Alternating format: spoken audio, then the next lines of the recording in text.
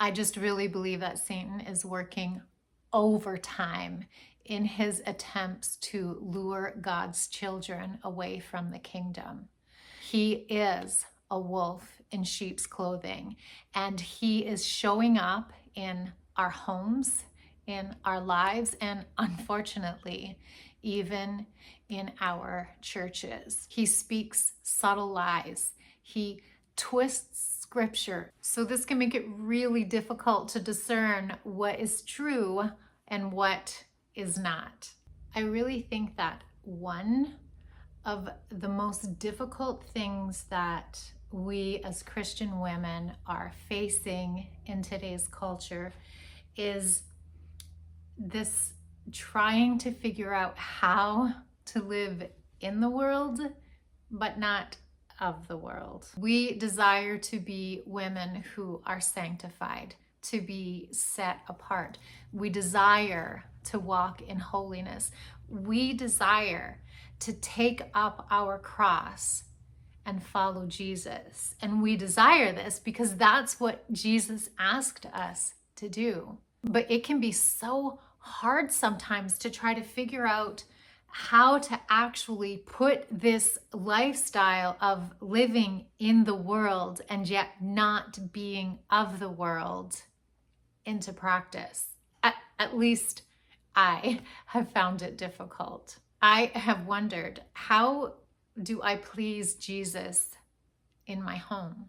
Can I glorify him in my desires to tend a garden? Can I strive towards cultivating a beautiful home and creating a lovely atmosphere? And will that bring glory to Jesus? Or is that just a form of idolatry? How can I offer myself to Jesus as a living sacrifice, even though I'm just a homemaker?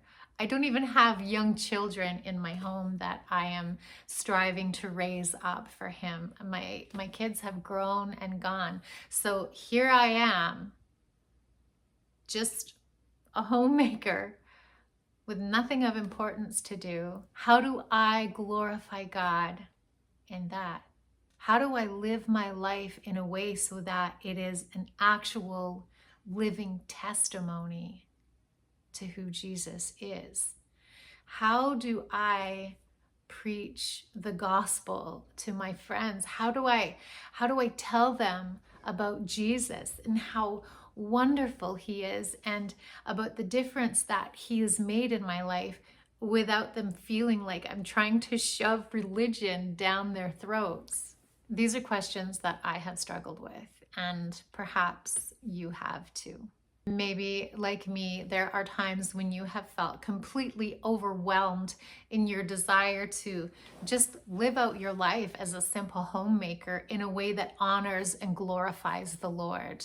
Maybe you've wondered how to actually share your faith with people that you love. Maybe you feel like you have failed more than you have actually done what Jesus commands you to do in the taking up of your cross.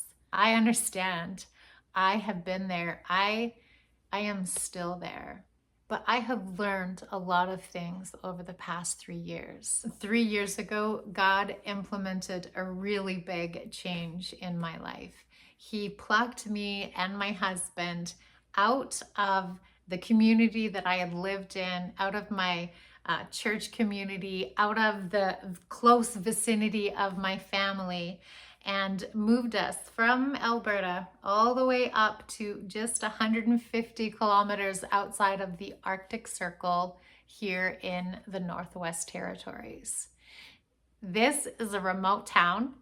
It is only fly in and fly out. You cannot drive here except in the winter when you have to take the ice roads. But the biggest thing that I have come to understand in these past 3 years as I've experienced this really big change in my life is a deeper understanding of God's sovereignty.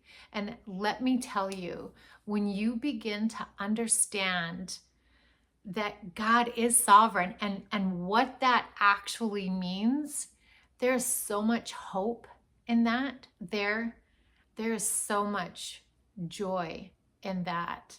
But there's also some hardship in there that I have to be honest about. I've got to be real about, as I've really begun to understand more about God's sovereignty. I've had to really take a look at and maybe reevaluate, perhaps even unlearn a lot of the Christian beliefs that I grew up learning in the church. And it hasn't been easy.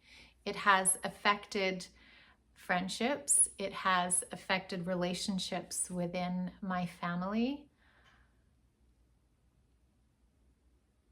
It's been hard.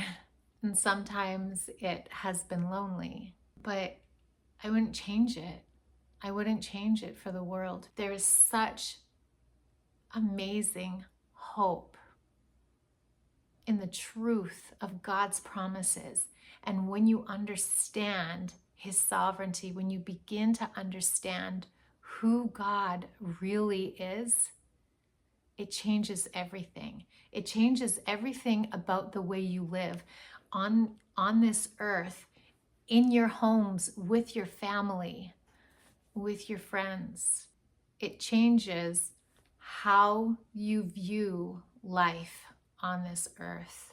My greatest desire is to live out the rest of my days here on this earth with an eternally minded perspective. I don't always get it right.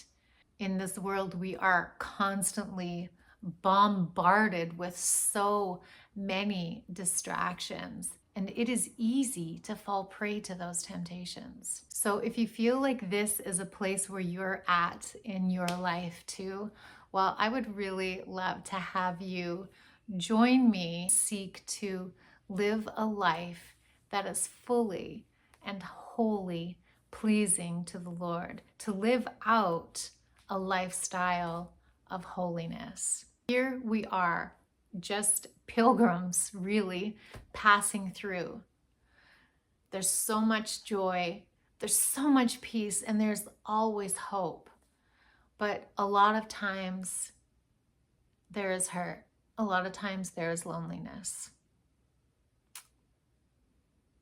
A lot of times we're unsure how to even put one foot in front of the other.